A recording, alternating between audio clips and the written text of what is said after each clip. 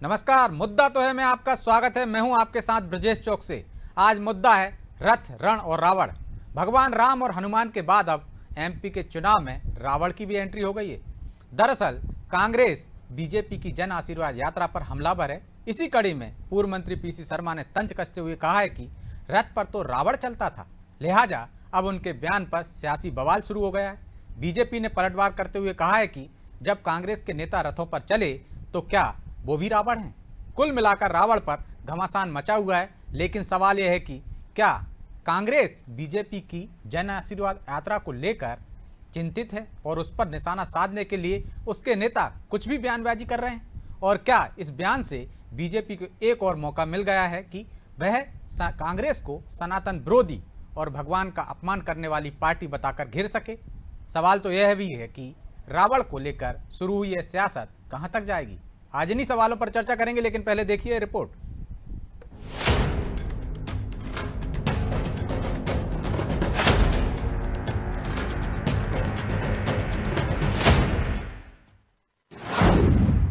MP चुनाव में जंग जारी। अब चुनाव में रावण की एंट्री। जन आशीर्वाद यात्रा पर साधा निशाना। कांग्रेस के निशाने पर बीजेपी ने घेरा। मध्य प्रदेश के चुनाव में रावण की एंट्री हो गई है। जी हां, दरअसल प्रदेश में चारों दिशाओं से निकलने वाली बीजेपी की जन आशीर्वाद यात्रा पर सियासी रण छिड़ा हुआ है। कांग्रेस इस यात्रा को लेकर बीजेपी को घेरने में जुटी है। लिहाजा कांग्रेस के पूर्व मंत्री पीसी शर्मा ने तो ये तक कह दिया है कि रथ पर तो रावण चलता है। अब उनके इस बयान ने सूबे की सियासत में ऐसी आग भड़का दी है जिसे बुझाना कोई नहीं चाहता। लेकिन सवाल ये है कि जब कांग्रेस के नेता रथों पर निकलते हैं तो क्या पीसी शर्मा उन्हें भी रावण समझते हैं? खैर जो भी हो, लेकिन कांग्रेस अब अपने बयान पर ही घिरती दिख रही है। अच्छा, ये उसमें जन आशीर्वाद में ऐसा नहीं कि पैदल निकले, ये रथों पे निकलते हैं जिससे वो पत्थर वहाँ तक नहीं जाए या टमाटर वहाँ तक नहीं जाए, तो इसलिए रथों पे निकल रहे हैं। अरे रथ पे तो रावण चलता था। अगर भगवान राम के फॉलोअर राम जी की बात करते हो तो पैदल चलो ना। पीसी शर्मा ने जैसे ही बीजेपी की यात्रा पर निशाना साधा तो बीजेपी कहाँ चुप रहने वाली थी। बीजेपी ने भी उसे उनके नेताओं की रथ यात्रा याद दिलाते हुए तीखे वार किए। साथ ही कहा कि पीसी शर्मा ने अज्ञानता वाली बात कही है, क्योंकि देवता भी रथ पर चलते थे। इसके लिए उनको माफी मांगनी चाहिए। और जनता का अपार समर्थन, अपार समूह देखिए जन आशीर्वाद यात्रा में आ रहा है और खूब आशीर्वाद मिल रहा है। इससे कांग्रेस जो है वो बौखला गई है। उनको समझ में आ गया है कि जनता उनको नकार चुकी है। भारतीय जनता पार्टी की सरकार ने जो विकास के और गरीब कल्याण के कार्य किए हैं उसके लिए जनता का पूरा समर्थन और आशीर्वाद भारतीय जनता पार्टी की जो जन आशीर्वाद यात्रा है उसमें मिल रहा है। इससे कांग्रेस अवसाद में आ गई है। उनके हर नेता का आज बयान देखिए, कभी कुछ ट्वीट करते हैं, कभी राहुल गांधी जी कुछ कहते हैं, कभी दिग्विजय सिंह जी कुछ कहते हैं। तो ऐसी अनर्गल बातें जो है वो कांग्रेस के लोग अब कर रहे हैं, क्योंकि उनकी हार अब सुनिश्चित हो चुकी है और वो इस बात को समझ चुके हैं। कुल मिलाकर एमपी के चुनाव में अब धर्म युद्ध शुरू हो गया है। कांग्रेस रावण का जिक्र कर रही है तो बीजेपी देवता का। लेकिन कांग्रेस की जन आशीर्वाद यात्रा पर इस तरह के बयान ये बता रहे हैं कि कहीं न कहीं इस यात्रा का असर दिख रहा है।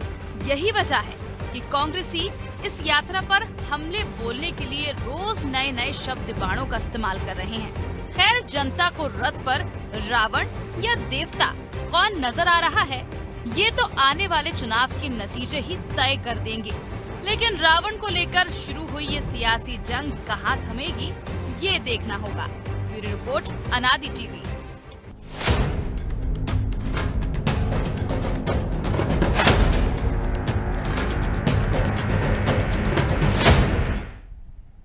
तो इस मुद्दे पर चर्चा के लिए हमारे साथ जुड़ गए हैं अमित तांवरे, कांग्रेस प्रवक्ता हैं, मोहित गर्ग, बीजेपी नेता हैं, और प्रदीप तिवारी, वरिष्ठ पत्रकार। तीनों मेहमानों का बहुत बहुत स्वागत है। अमित जी, शुरुआत आपसे ही करते हैं। क्या सिर्फ रावण अकेला रथ पर सवारी करता था? रावण तो पुष्पक विमान पर भी चलता था और कई उड़न खटोले आपके नेताओं के पास भी हैं। बहरहाल बीजेपी कह रही है कि आप अवसाद में हैं। जन आशीर्वाद यात्रा को जिस तरीके से समर्थन मिल रहा है उससे इस तरह के बयानबाजी कर रहे हैं। देखिए ब्रजेश जी, मुझे लगता है कि पीसी शर्मा जी की बात को जो वो कहना चाह रहे हैं हम उस बात को समझ नहीं पाए जी। पीसी शर्मा जी एक राजनीतिक होने के साथ साथ एक विद्वान ब्राह्मण भी हैं, उनका कहना यह है कि मध्य प्रदेश में चूंकि रावण राज के समान है। अब आप बताइए, जिस प्रदेश में बच्चों के पोषण आहार, बच्चों को खिलाने में घोटाला हो जाए, जहां पे महिलाओं के अत्याचार चरम पर हो, जहां पर हमारी माताएं बहनें सुरक्षित ना हो, जहां पे मध्य प्रदेश का जो आर्थिक स्वरूप है वो लगातार बिगड़ता जाए, चारों तरफ हाहाकार मचा हुआ हो, तो ये रावण राज ही तो है ना। और उसके उलट आप जनता के बीच निकल रहे हो ये दिखाने की सब कुछ सुगम है, सब जगह राम राज्य है। आप देखिए कि पथराव भी हो रहा है उनकी यात्रा पे, नेता छोड़ कर जा रहे हैं।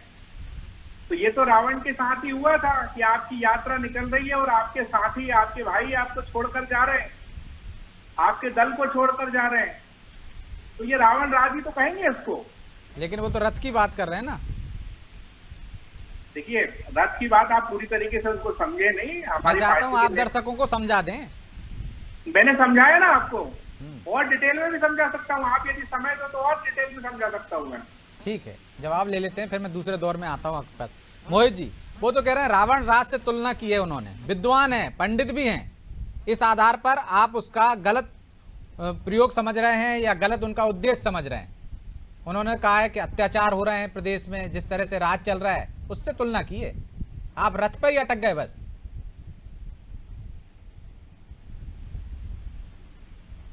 मोहित जी, आपकी आवाज नहीं आ रही।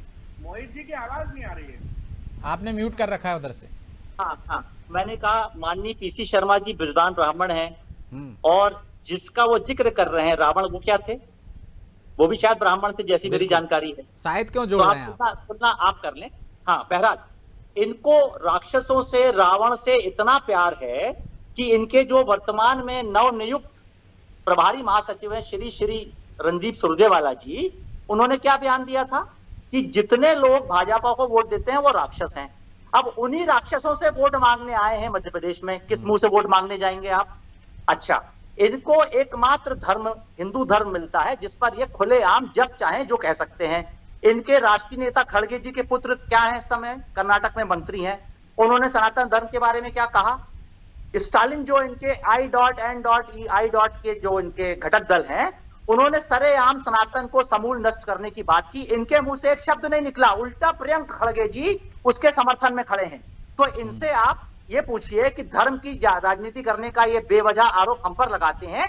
गाए बगाए इनके जितने नेता हैं, आप दिग्विजय सिंह जी को ले लीजिए मध्य प्रदेश में, चाहे आप मणिशंकर जी, इतने नेता लगातार हिंदू धर्म पे, सनातन धर्म पर ऊटपटांग बातें करते हैं और विवाद खड़ा करते हैं। क्योंकि इनकी अब लोगों के बीच में मान्यता खत्म होती जा रही है, तो मीडिया में, प्रेस में लोगों के बीच में अपने आप को जिंदा रखने के लिए इस तरह की उलझुल बातें करते हैं। लेकिन वो तो कह रहे हैं कि राम जी पैदल चले थे और आप इसलिए रथ पर सवार हैं कि पत्थर वहां तक ना पहुंच पाए, वहां तक टमाटर ना पहुंच पाए। हालांकि मुझे लगता है टमाटर जल्दबाजी में बोल गए वो।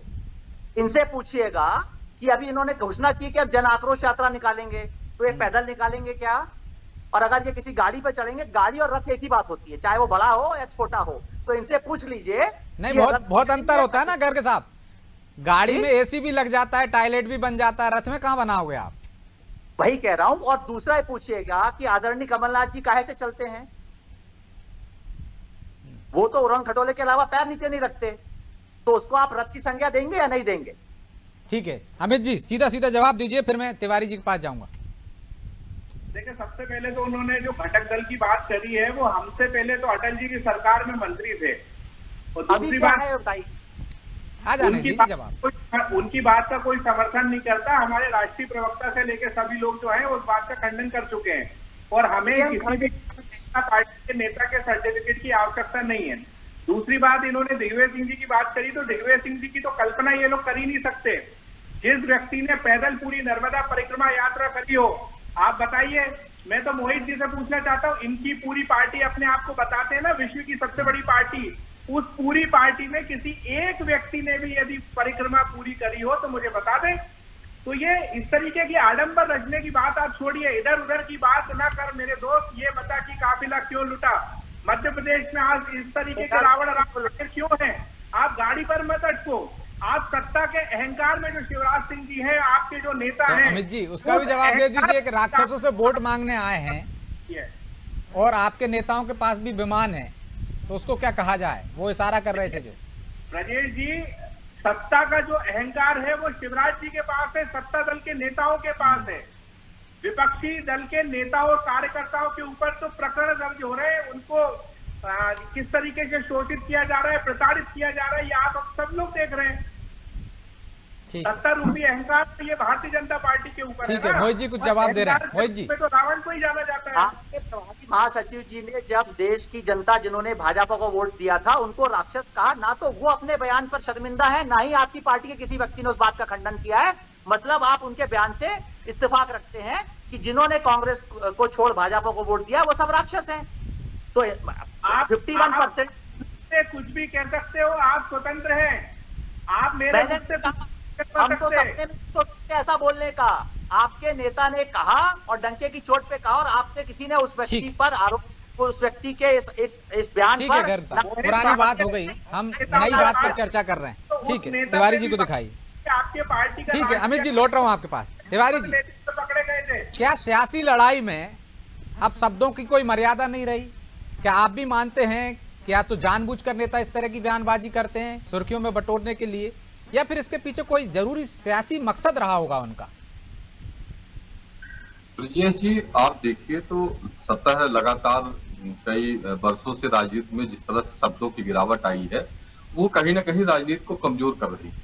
आप देखें तो सनातन धर्म को लेकर हो, कभी रावण को लेकर हो, कभी कंस को लेकर तर्क जो होते हैं वो इस तरह के होते हैं जो व्यवस्थाओं के विपरीत होते हैं। तो मुझे लगता है कि अगर पीसी शर्मा जी को ये चयन करना चाहिए कि किन चीजों पर, आप देखें रथ का जो महत्व है वो राजाओं के माध्यम से हुआ करता था, और राजा राम भी रथ में चढ़ते थे, भगवान और दशरथ जी भी चढ़ते थे रथ में। उनको तो बकायदा रथ भेजा गया था, देवताओं ने रथ भेजा था, इस पर सवार होकर आप मुकाबला करें।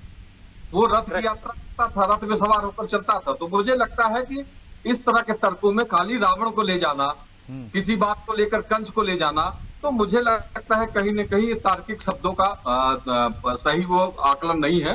इससे बचना चाहिए, और कांग्रेस को खासकर इसलिए बचना चाहिए कि कांग्रेस अभी चुनावी रण में उस तरीके से नहीं उतर पाई है जिस तरीके से बीजेपी उतर रही है। आप देखें लगातार जिस तरह से दिग्विजय सिंह ने कहा था कि 64 सीटों पे हम बहुत जल्द ही घोषणा कर देंगे टिकटार्थियों का, तो अभी तक कोई घोषणा नहीं हुई, लेकिन बीजेपी ने कर दिया 39 सीटों पे, और बीजेपी की दूसरी भी तैयारी है। तो पहले तो मुझे ये लगता है कि उन मुद्दों को उठाने की कांग्रेस की जरूरत है। बेरोजगारी है, किसानों की लाभ की बात है, बहुत सारे ऐसे मुद्दे हैं जो कांग्रेस उठा सकती है।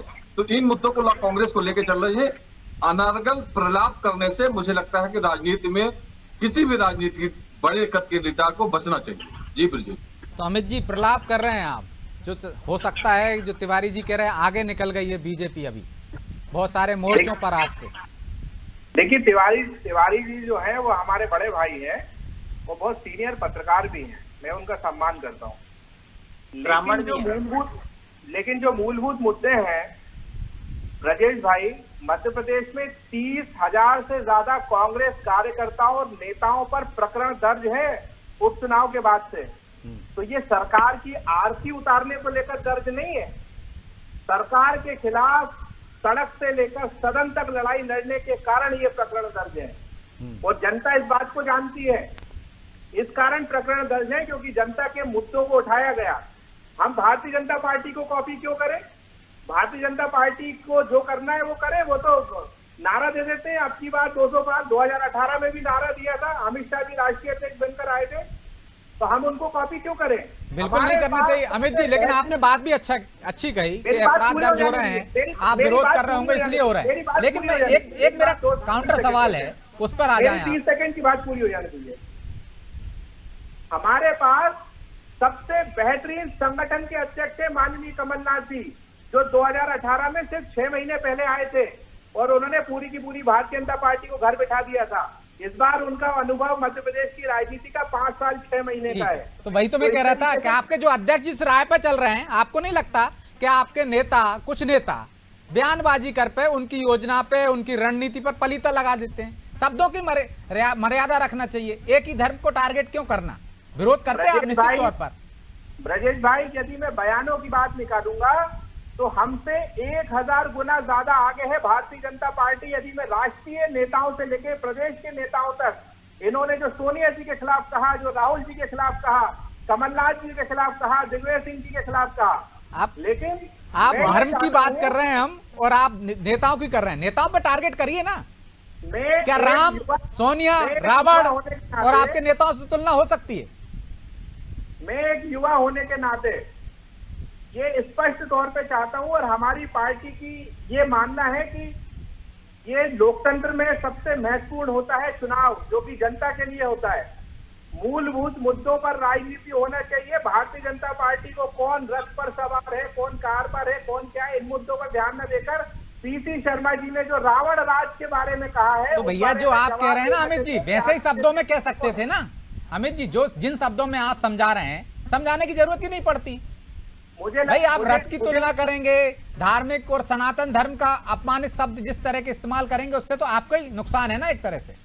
ब्रजेश भाई, नुकसान या फायदा छोड़िए, लोकतंत्र में ये हक है। कम से कम पूर्व मंत्री हैं, बहुत सीनियर लीडर हैं, उनमें बहुत ज्यादा, हमसे ज्यादा अकल है। मुझे लगता है कि उनको क्या कहना चाहिए, ये संविधान ने हक दिया है। तो संविधान ने हक दिया है उनको मोहित जी, और वो विद्वान भी हैं, ऊपर से पंडित भी हैं, तो जो उन्होंने कहा होगा कुछ सोच समझ कर ही कहा होगा। वो इस बात को आप मान रहे हैं ना, जो उन्होंने कहा सही कहा।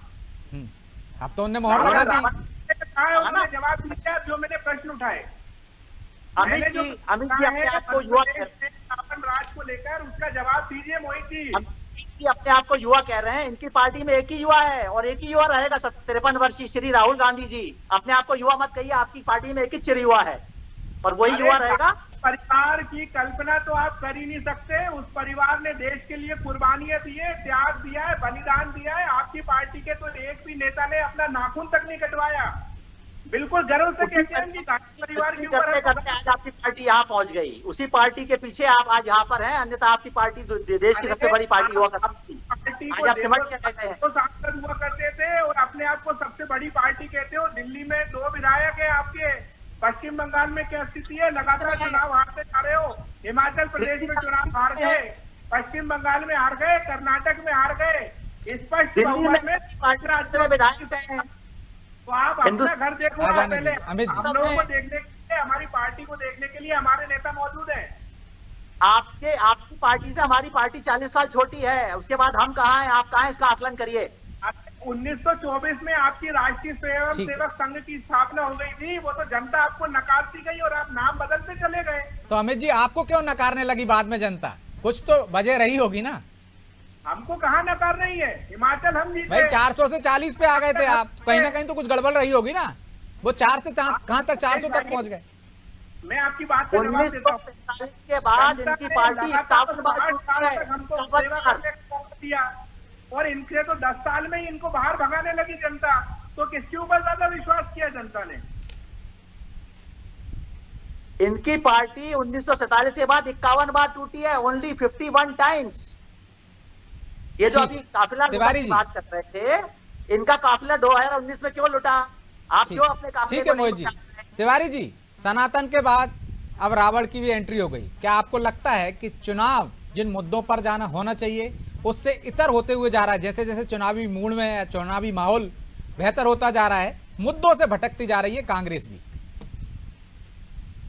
कांग्रेस में कमलनाथ जी बड़े परिपक्व नेता हैं और बड़े सीनियर लीडर, अनुभवी भी हैं वो, और राजनीति में कई वर्ष हो गए उनको राजनीति करते हुए। तो मुझे लगता है कि जिस तरह से वो कांग्रेस को एकत्रित करके और चलने का प्रयास कर रहे हैं, उसमें कहीं ना कहीं कुछ ऐसे राजनीतिक उनके पार्टी के, अब किसी का नाम नहीं लिया जा सकता, लेकिन कुछ ऐसा शगुफा छोड़ देते हैं जिससे पार्टी को संभालना बड़ा मुश्किल हो जाता है। और फिर पार्टी को यह कहना पड़ता है, जैसे अमित जी ने कहा कि पार्टी का मुद्दा नहीं है। तो मुझे लगता है कि ये माहौल बनना ही नहीं चाहिए उस समय जब किसी प्रवक्ता को यह कहना पड़े कि ये पार्टी का मुद्दा नहीं है। दूसरी बात यह है कि कांग्रेस पहले आक्रामक थी। कांग्रेस ने हमेशा प्रयास ये किया और युवाओं को जोड़ने का प्रयास किया कांग्रेस ने, और जितने अलग धड़े थे, वो चाहे अजय सिंह राहुल का हो, चाहे बहुत सारे और लीडर नाराज हुए थे, तो उनको सबको कमलनाथ जी ने एकत्रित किया और प्रयास किया कि हम बिंद्र में या महाकौशल में अपने कार्यकर्ताओं की मजबूती के कारण और इस बार पार्टी लीड करेगी और आने वाले समय में हम कांग्रेस को मजबूती से ले आएंगे। तो तिवारी जी के कमलनाथ जी को एक गाइडलाइन भी बना देनी चाहिए कि इसी पर चलना है आपको, इससे इतर कुछ नहीं बोलना है जी। लेकिन इसका परिणाम भी रहा, देखिए कि वही कारण था कि मेयर के चुनाव में कांग्रेस को कई सीटें थोड़ी मिली, और लेकिन अभी जो वर्तमान परिवेश में है उसमें अब बहुत सोच समझकर नेताओं को बोलने की जरूरत है, जिससे जनता के बीच में जब जाकर हम बात रखें तो एथेंटिक हो। जी ठीक, बोलिए अमित जी। देखिए, मेरी बात को शायद तिवारी जी समझ नहीं पाए। मैं फिर से इस बात को बोल रहा हूं कि पीसी शर्मा जी ने रावण राज के बारे में बिल्कुल सही बात कही है, सटीक बात कही है। तो भारतीय जनता पार्टी को लेकिन रथ बीच में आ गए ना महाराज, जैसे आप समझा रहे हैं शायद वैसा बोलते तो लोगों को समझ में आ जाता और ये विवाद भी ना होता, ये मुद्दा भी ना होता। बहरहाल समय की बाध्यता है, इसलिए चर्चा को यहीं विराम देना होगा। आप तीनों मेहमानों का बहुत बहुत धन्यवाद। तो रथ, रावण और रण सबका घालमेल हो गया। निश्चित तौर पर कांग्रेस को सोच समझ के कदम बढ़ाना चाहिए। उनके नेताओं को बयानबाजी करने से पहले तोल मोल कर बोलना चाहिए, क्योंकि ये कहीं उनकी जो यात्रा है या जो उनका लक्ष्य है उसको कहीं पीछे तो नहीं धकेल रहे हैं, उसमें कहीं अड़ंगे तो नहीं लगा रहे हैं। निश्चित तौर पर कमलनाथ जी को इस पर भी ध्यान देने की जरूरत है, और हो सकता है जो अमित तांवरे जी कह रहे हैं उनकी मंशा ऐसी रही हो, लेकिन मंशा के अनुरूप शब्द भी वैसे होना चाहिए, नहीं तो अर्थ का अनर्थ हो जाता है। जिस तरह से बयानबाजी होती है, कई बार मुद्दे साइड में रह जाते हैं और बयानों पर एक तरह से माहौल बन जाता है और कांग्रेस को नुकसान उठाना पड़ता है। शायद कांग्रेस इस पर भी विचार करेगी। बहरहाल मुद्दा तो है, मैं इतना ही, मुझे दीजिए इजाजत और आप देखते रहिए अनादि टीवी। नमस्कार।